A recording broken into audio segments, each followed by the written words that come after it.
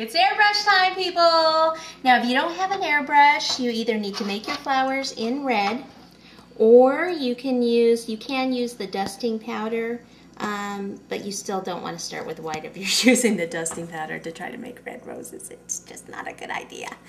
Okay, so anyway, you could also use the little cans of the spray, which I honestly haven't tried on the gum paste roses. I've used them on other things, but you could certainly try that. But like I said, if you're trying to get a nice solid red, the airbrush is your best bet because it's going to take quite a few coats. Okay, so what I need to do is go ahead and turn on my airbrush. Place the red food color. And I always kind of squirt it off to the side, make sure it's not spurting or anything, make sure that my airbrush is clean. And then I just go ahead and I just start airbrushing. This is it. This is all it is, people.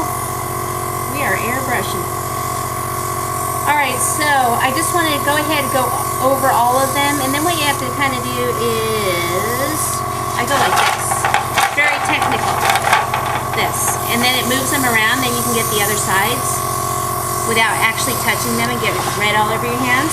Or you can use disposable gloves and put them on and actually hold the rose and spray it if you have the glove on.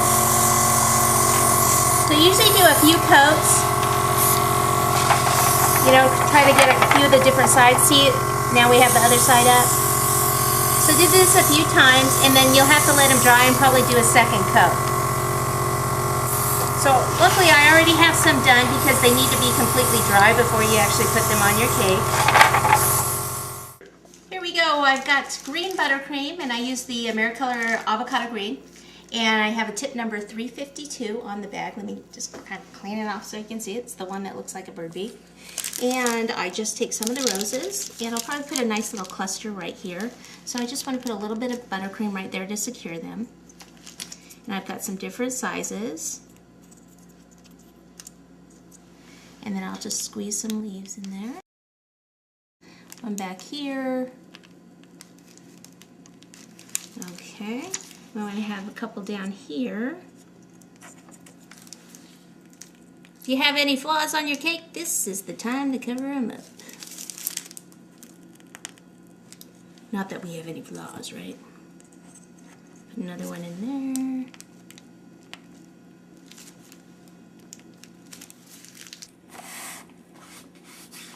there. Okay, and there we have it. Voila! The perfect graduation cake.